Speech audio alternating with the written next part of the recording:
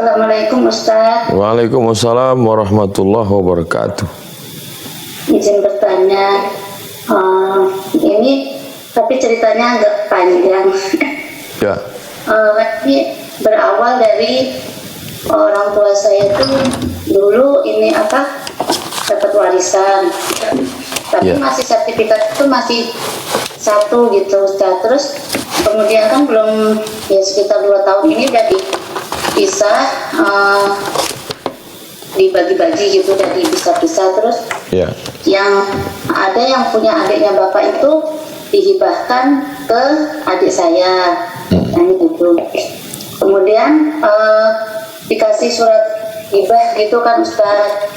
Terus udah gitu kita bangun tuh untuk orang tua kami gitu, karena kami di Jakarta, sedangkan itu di Solo gitu, di Jawa. Kalau orang tua mau pulang biar ada tempat tinggal. Kemudian kami bangun, dapat setengah jalan, kita minta sertifikatnya, ternyata ada di bank gitu. Dan di bank itu ditaruh di bank itu ada 2 sertifikat, yang satu rumahnya bule, yang satu sertifikat yang dihibahkan itu.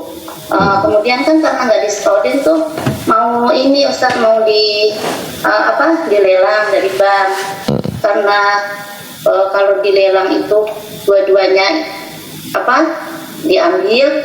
Saya di sini punya teman, saya tawarin ke teman saya kalau mau beli rumah tuh yang ada di Solo gitu. Kemudian teman saya mau dibeli teman saya, tadinya dengan perjanjian beli rumah itu, terus sama bule saya itu kekurangannya ditambahin cash gitu Ustaz. Pertama perjanjiannya begitu.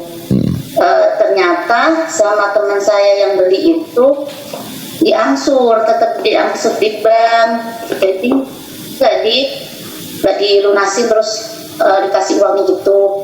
Berjalanlah itu 1 tahun. Setelah 1 tahun yang beli itu nggak bisa angsur lagi. Terus dengan persetujuan yang beli itu dijuallah rumah ini ke pihak lain, dengan perjanjian uang yang sudah masuk kembali. Ternyata setelah dijual, harga rumahnya itu dengan yang bank itu karena bunganya semakin banyak, jadi nggak dapat sisa gitu Ustaz. Nah sekarang kayak adiknya bapak itu udah nggak punya apa-apa untuk mengembalikan uang pembeli itu, teman saya itu udah belum punya apa-apa yang mau diusahakan. Terus teman saya itu sekarang ngejar-ngejar saya terus Ustaz, karena dia belinya lewat saya gitu. Yang mau saya tanyakan, bagaimana hukumnya dengan kayak bule saya itu yang sudah nggak punya apa-apa untuk melunasi uang yang sudah masuk. Nah, sedangkan kalau saya harus bagaimana gitu, saya jadi bingung ini. Gitu Ustaz. Iya. Jadi sebetulnya kajian kita malam ini adalah supaya tidak terjadi hal tadi. Justru kita ngaji ini supaya tidak terjadi putus silaturahim, hubungan tidak baik dengan teman, dengan bule, dengan keluarga. Supaya tidak terjadi hal tadi, itulah maksud kamu ngaji fikih. Tadi kalau kita lihat itu yang dilanggar itu adalah pada pasal syarat kepemilikan penuh. Kita hanya boleh menjual barang kalau kepemilikannya penuh.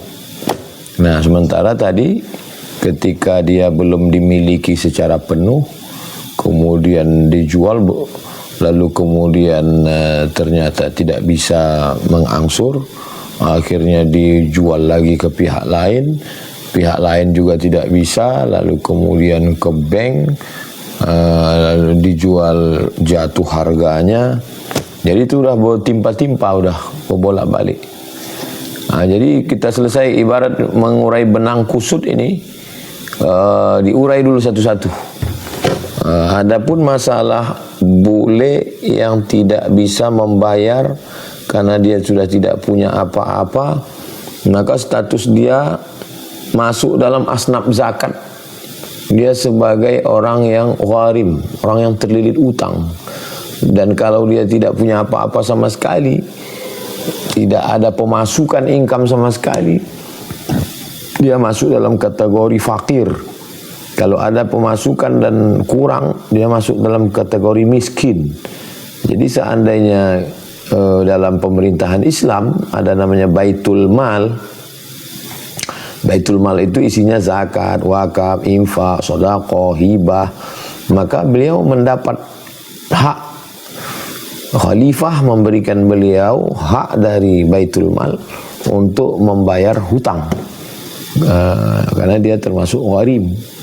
Lalu kemudian tentang sahabat ibu yang menuntut, ini akad ibu dengan beliau adalah akad jual beli. Dia menuntut hak dia, maka ibu mesti membayar. Karena jual beli innamal bai'u antaradin, jual beli sama-sama ridha. Tapi kalau tidak bisa diselesaikan secara kekeluargaan, tidak bisa diselesaikan secara musyawarah, karena negara kita negara hukum, nanti mau tidak mau, suka tidak suka, ujung-ujungnya ke pengadilan. Dan kalau sudah ke pengadilan ini, banyak sudah pelajaran. Kalau udah ke pengadilan, makanya ada ungkapan, orang yang hilang kambing pergi ke pengadilan jadi hilang lembu. Karena modalnya bayar pengacaranya, itu ini ya segala macam. Jadi menurut saya, saran saya lebih baik diselesaikan secara kekeluargaan. Karena kalau tidak, konflik berkepanjangan, kita pun mati dalam keadaan meninggalkan hutang, putus silaturahim, anak-anak kita nanti juga tidak baik. Jadi lebih baik duduk bersama, ya mundur selangkah untuk maju selangkah. Sama-sama mau. Jadi kalau ibu jatah 2, ini 1, ibu mau kurang 1,5, yang ini mau.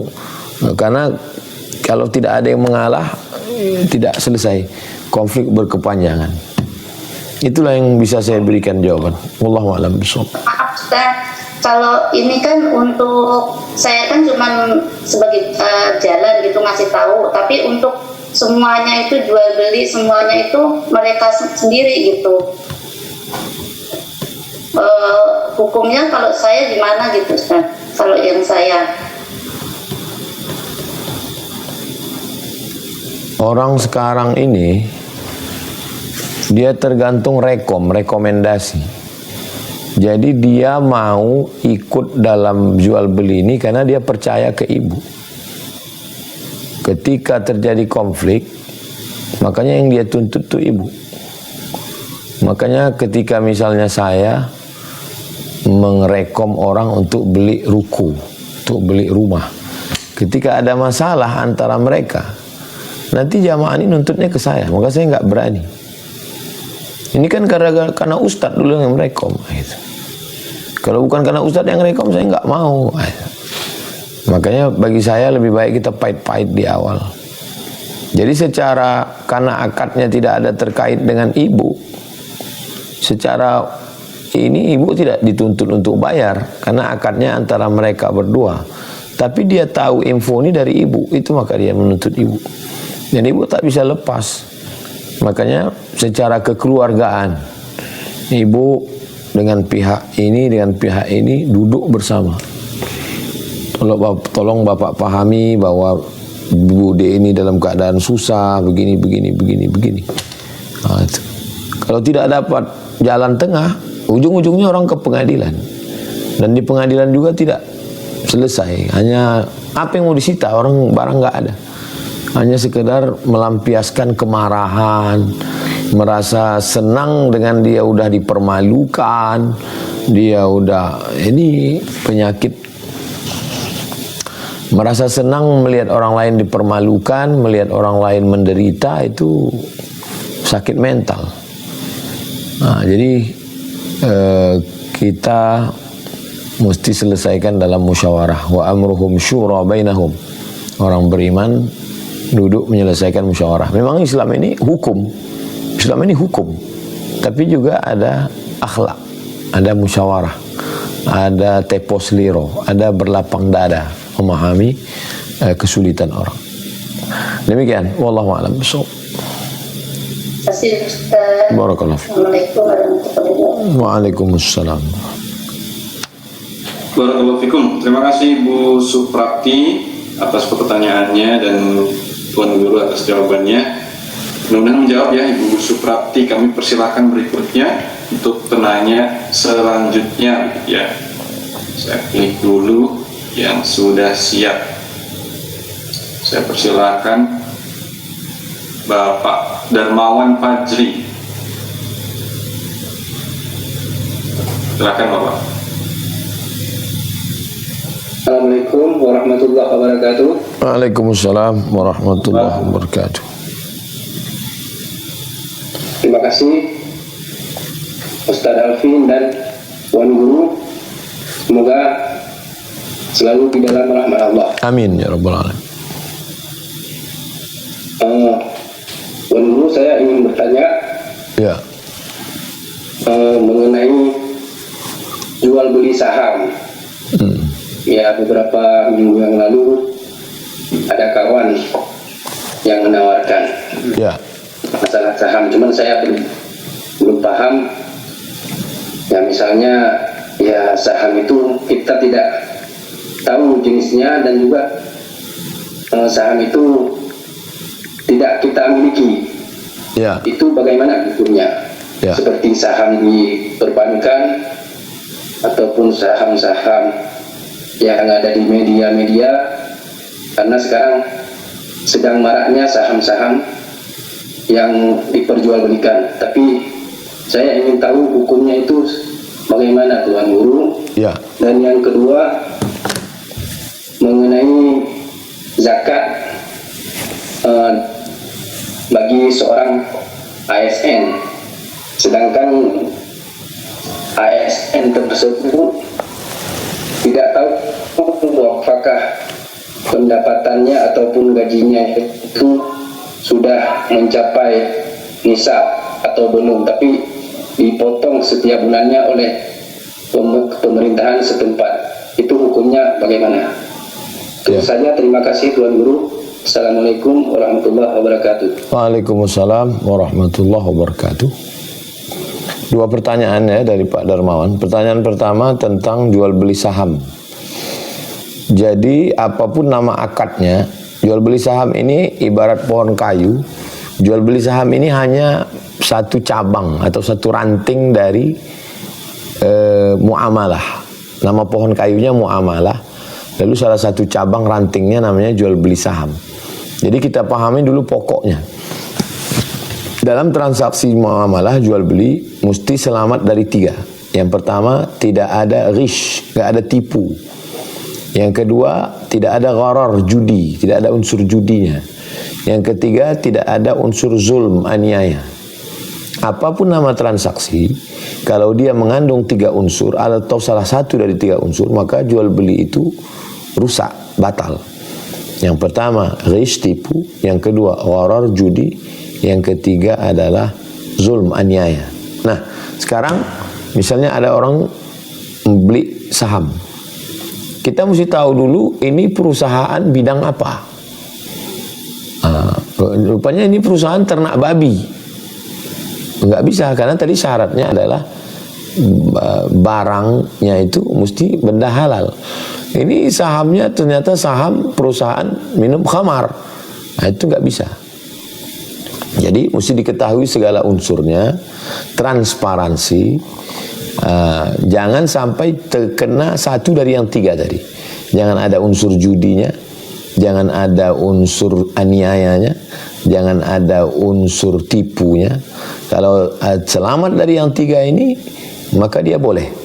Tapi kalau salah satunya ada ketidakpastian, gambling seperti main judi, maka hindari. Ini tentang jual beli saham. Lalu kemudian tentang zakat. Zakat itu baru dia wajib kalau pendapatan itu 85 gram. 85 gram emas. Kalau 85 gram emas itu kali 2 juta, 85 gram kali 2 juta sama dengan 170 juta. 170 juta dibagi 12 bulan sama dengan 14 juta 166. Tapi yang dihitung bukan cuma gaji. Nah, yang dihitung itu masuk di dalamnya uang SPPD, bonus, tunjangan, tukin, sertifikasi, uang lembur. Jadi ditotal semua pendapatan. Makanya bunyi lembaganya itu lazis, lembaga zakat infak sodakoh. Kenapa ada kata infak sodakoh? Kalau cukup nisab namanya zakat. Kalau nggak cukup nisab, dia masuknya sodakoh. Jadi itu cara menghitungnya itu begitu. Penghasilan total 85 gram emas dibagi 12 baru dikeluarkan 2,5%. Kalau cukup nisab namanya zakat.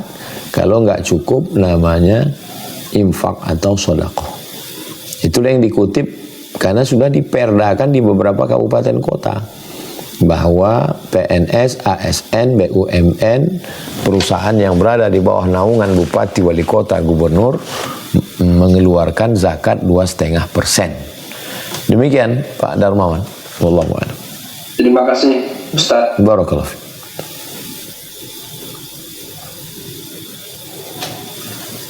Baik, alhamdulillah kami persilakan.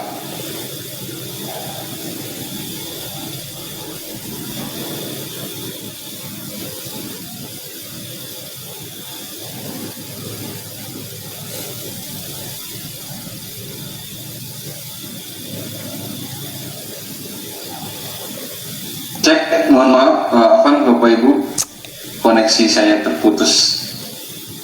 Suara saya sudah terdengar jelas sekarang? Baik, saya persilakan Ibu Susan. Ibu Susan dari Lampung. Silakan Ibu dibuka mic-nya.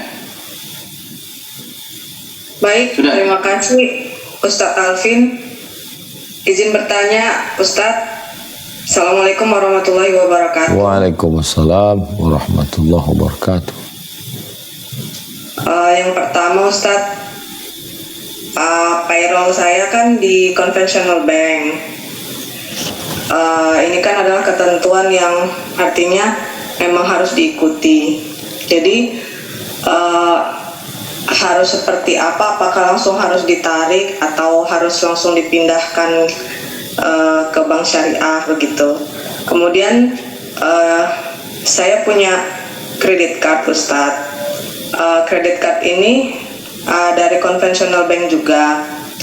Itu sering saya gunakan untuk mempermudah belanja, tapi bukan untuk cicilan, sifatnya hanya untuk mempermudah belanja begitu.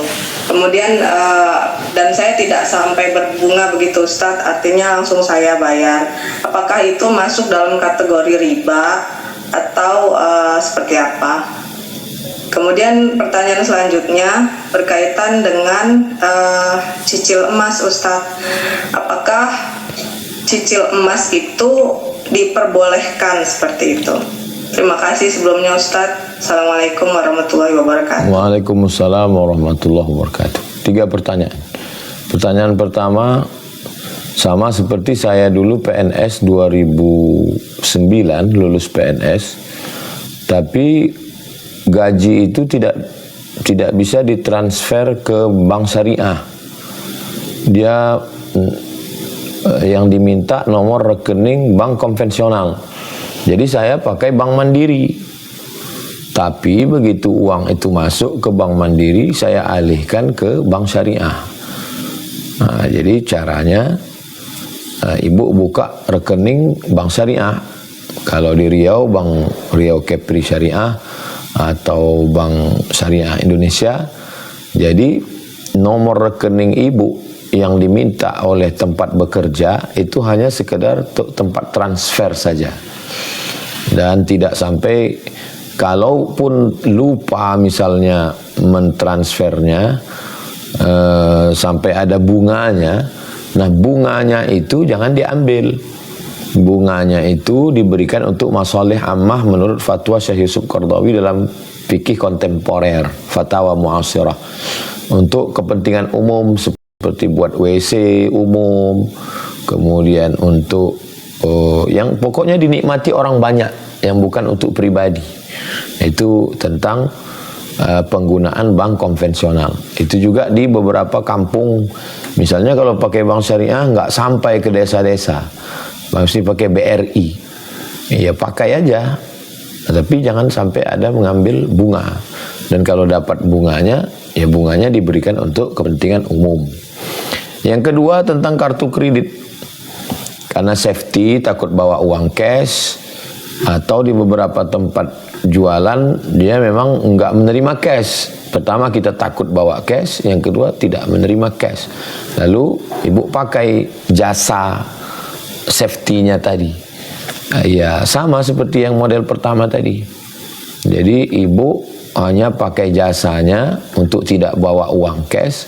Dan kalau selama ibu menitipkan uang di bank tadi untuk memakai kartu itu ada bunganya, itu kan bisa dilihat dari rekening koran, saldo, kemudian ada di situ semua duit yang masuk itu ada, ditransfer orang atau dari bank, bunganya itu jangan diambil, bisa dihitung, lebihkan supaya kita jangan terpakai. Ya, jadi sekedar memakai jasanya bisa untuk safety dan untuk memudahkan transaksi. Kemudian yang ketiga adalah tentang transaksi gadai emas atau cicil emas. Pendapat tentang cicil emas ini dua. Yang pertama, cicil emas haram. Kenapa cicil emas itu haram? Karena dalam hadis disebut tidak boleh jual beli emas dengan emas, perak dengan perak, gandum dengan gandum, garam dengan garam, sejenis nggak boleh. Nah, sedangkan kita ini kan emas dengan emas, kita beli emas, lalu kemudian kita cicil, ini sejenis. Emas dengan uang kan nggak sejenis, karena menurut pendapat yang pertama ini, emas itu adalah nilai tukar. Zaman dulu emas itu duit dinar. Duit zaman Nabi itu cuma ada dua, satu duit dinar, duit emas, satu duit dirham. Jadi ketika kita mencicil emas, itu berarti kita sebenarnya transaksinya duit dengan duit, uang dengan uang, riba. Nah, pendapat yang pertama. Pendapat yang kedua mengatakan bahwa kalau kita beli emas cicil, itu tidak riba. Kenapa? Karena emas bukan nilai tukar. Emas sekarang ini tahun 2025 ini, emas ini bukan alat transaksi. Emas ini sama seperti produk. Sama seperti ibu nyicil mobil, nyicil motor, nyicil make up, nyicil tas. Begitu juga dengan nyicil cincin. Misalnya saya mau beli cincin emas, laki-laki nggak boleh beli cincin emas. Saya mau belikan istri saya cincin emas, lalu saya cicil, ya nggak apa-apa. Karena emas sekarang ini kan bukan nilai tukar, bukan uang. Nilai emas itu sekarang produk, barang. Sama seperti saya nyicil sepatu. Jadi dia tidak riba. Nah, jadi ibu terserah mau pilih. Saya hanya ngasih supaya ibu nggak bingung ketika nanti ada ustadz yang mengatakan cicil emas riba. Oh, karena dia nganggap emas itu sebagai uang, nilai tukar. Lalu ada ustadz yang bilang cicil emas nggak riba, karena dia menganggap emas itu bukan nilai tukar, tapi dia produk. Nah, gimana Bu? Nyambung ya? Ya Ustadz, jelas saya. Iya. Jadi kalau ibu pilih, ya menurut saya nggak uang. Saya mau nyimpan emas, lalu saya beli cicil karena saya nggak punya uang cash. Ya nggak apa-apa, karena dia produk. Ibu beli cincin, ibu beli gelang sebagai barang. Demikian. Wallahu a'lam. Baik Ustadz, jelas sekali. Terima kasih banyak. Barakallahu fiik. Fiikum barak. Waalaikumsalam.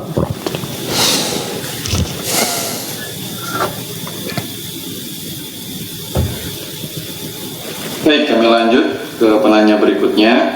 Terima kasih Ibu Susan dari Lampung. Kami persilahkan. Berikutnya Ibu Delia.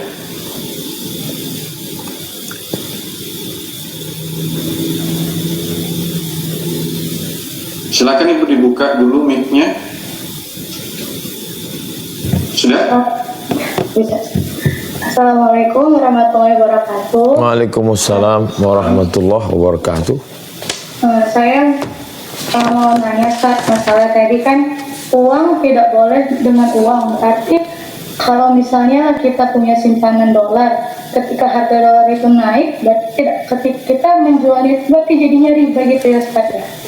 Itu yang pertama. Kemudian yang kedua saya mau nanya tentang misalnya lah kita membeli mengisi Shopee Pay atau sejenisnya, berarti kan nanti itu akan kita gunakan untuk membayar lagi. Kita membelinya, kemudian kita gunakan untuk pembayaran di aplikasi-aplikasi tersebut. Apakah itu juga termasuk riba juga, Ustaz? Terima kasih. Itu pertanyaan saya, Ustaz. Iya. Waktu ibu pergi umroh, insya Allah, amin. Lalu kemudian sampai di Saudi kan beli rial. Nah pertanyaannya, bolehkah ibu beli rial? Kalau nggak boleh beli rial, orang di Saudi sarrafah artinya money exchange. Ibu beli rial, kok boleh beli rial? Tadi katanya uang dengan uang nggak boleh. Uang dengan uang nggak boleh kalau kredit. Ibu di situ nggak kredit, ya, dan biarin cash. Ini uang saya rupiah 4.000, ini 1 rial. Itu maka sorofah itu tidak dilarang di Saudi Arabia. Uang dengan uang, beli dolar 16.000. Lalu kemudian kita simpan dolar, kita simpan euro. Lalu pas kita lihat mahal kita jual. Ya sama seperti kita menjual emas, sama seperti jual mobil. Karena dia tidak cash, tidak kredit. Nah, yang tidak boleh itu adalah ada perpanjangan masa. Masa itu menyebabkan pertambahan harga pada barang-barang yang dia nilai tukar. Nah, itu yang nggak boleh. Lalu kemudian tentang kita menitip uang ke satu aplikasi. Akad kita ke aplikasi ini apa? Di situ kenanya. Misalnya saya mau beli barang ke Bang Alvin. Bang Alvin, saya mau beli ayam goreng. Saya transfer ke Bang Alvin, nggak masalah. Tapi ketika ada pihak ketiga, status pihak ketiga ini sebagai apa? Di situ letak masalah. Saya beli mobil Bang Alvin, saya cicil yang Bang Alvin, nggak apa-apa. Tapi begitu ada pihak ketiga, penyedia uang, lalu saya pinjam ke dia, dia bayar.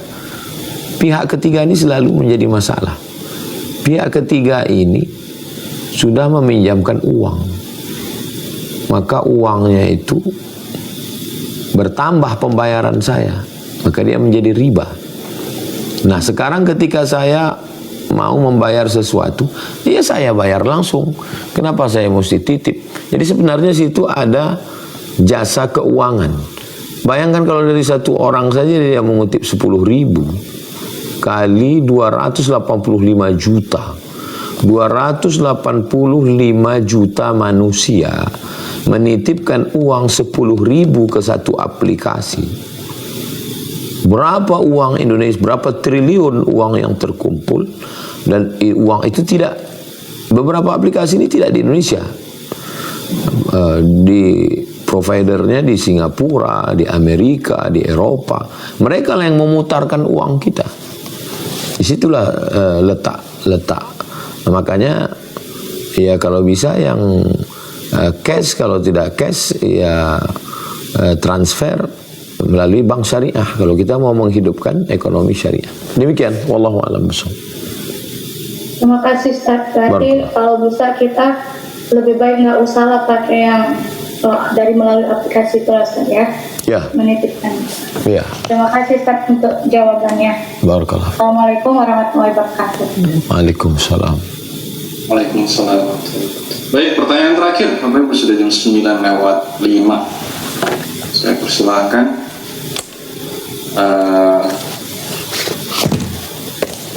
Banyak banget ini. Dari mana?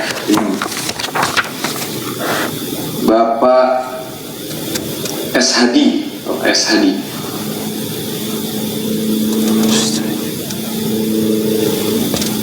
Silakan Bapak di-klik dulu mic-nya. Nah, sudah, silakan dibuka. Sampaikan pertanyaannya Bapak. Belum terbuka Bapak mic-nya? Tertutup lagi? Assalamualaikum Pak Ustaz. Waalaikumsalam. Dengan Allah Subhanahu wa taala Pak Ustaz. Waalaikumsalam. Sayyidina Muhammad. Terima kasih banyak Pak Ustaz atas kesempatan ini. Ya. Saya malam ini bersyukur Pak Ustaz. Sudah menunggu 5 tahun saya bisa berbicara langsung sama Pak Ustaz Abdul Somad. Karena saya sebelumnya aktif juga di MIM. Saya selalu mengikuti. Marhaban, semoga Allah berkahi Pak Ustaz. Amin, amin. Barakallah. Ini seorang pedagang Ustaz. Ya. Pedagang beli mobil. Saya ingin ya sesuai dengan tema yang disampaikan tadi Pak Ustadz, sesuai hadis yang orang-orang yang jujur dan percaya itu bersama para siddiqin dan para nabi. Amin. Di hari kiamat. Amin. Semoga akan tergolong orang seperti itu Pak Ustadz. Amin. Kita belajar Pak Ustadz agar bisa menjadi pedagang yang seperti itu Pak Ustadz. Ya. Mohon masukannya atau